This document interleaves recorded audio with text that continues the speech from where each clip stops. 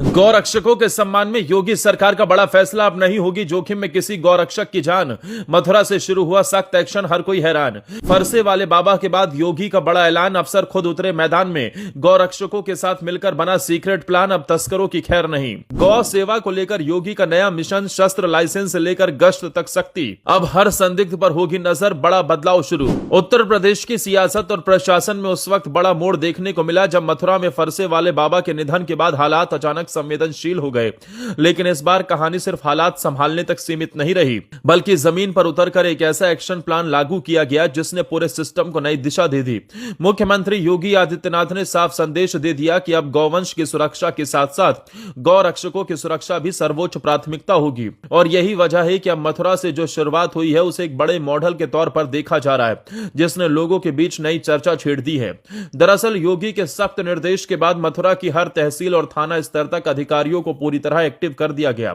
गौवर्धन से लेकर जिले के कोने कोने तक अफसर खुद मैदान में उतरकर गौरक्षक दलों के साथ संवाद कर रहे हैं। राष्ट्रीय भगवा दल और हिंदू जागरण मंच जैसे संगठनों के साथ लगातार बैठकों का दौर जारी है। इसका सीधा मकसद यह है कि अब हर सूचना सीधे प्रशासन तक पहुंचे और कोई भी गतिविधि बिना निगरानी के ना रहे। यानी पहली बार सिस्टम और गौरक्षक एक साथ एक मजबूत नेटवर्क बनाकर काम करते नजर आ रहे हैं। इसी कड़ी में गोवर्धन में एसडीएम प्राजक्ता त्रिपाठी ने गौरक्षकों और गोसेवकों के साथ बैठक की और उन्हें भरोसा दिलाया कि प्रशासन हर कदम पर उनके साथ खड़ा है।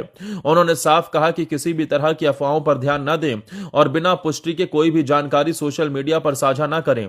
यानी जहां एक तरफ सख्ती दिखाई जा रही है, वहीं दूसरी तरफ भरोसा और समन्वय का भी संदेश दिया जा रहा है, जिससे पूरा माहौल नियंत्रित और संतुलित बना रहे। सबसे बड़ा और अहम कदम उस सीक्रेट एक्शन प्लान के रूप में सामने आया जिसे प्रशासन और गौरक्षकों ने मिलकर तैयार किया है। इस प्लान में बेसहारा गायों के लिए सुरक्षित आश्रय की व्यवस्था, घायल या बीमार गौवंश के लिए तुरंत इलाज और सबसे महत्वपूर्ण गौ तस्करी को रोकने के लिए खुफिया तंत्र को मजबूत करने की रणनीति शामिल है। सूत्रों के मुताबिक संवेदनशील रास्तों पर गश्त को और बढ़ाया जाएगा और गौरक्षकों के नेटवर्क का इस्तेमाल संदिग्ध गतिविधियों की पहचान के लिए किया जाएगा। यानी अब हर गतिविधि पर पैनी नजर रखी जाएगी और तस्करों के लिए कोई जगह नहीं बचेगी। लेकिन इस पूरे अभियान में जो फैसला सबसे ज्यादा चर्चा में है वो है गौरक्षकों को शस्त्र लाइसेंस देने का आश्वासन। जिलाधिकारी चंद्र प्रताप सिंह ने साफ कहा है कि जो भी गौरक्षक पात्र होंगे उन्हें शस्त्र लाइसेंस दिए जाएंगे।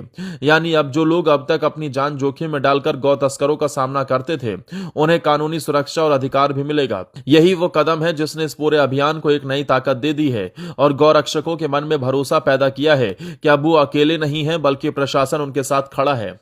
अब सवाल यही उठता है कि क्या मथुरा से शुरू हुआ ये मॉडल पूरे उत्तर प्रदेश में लागू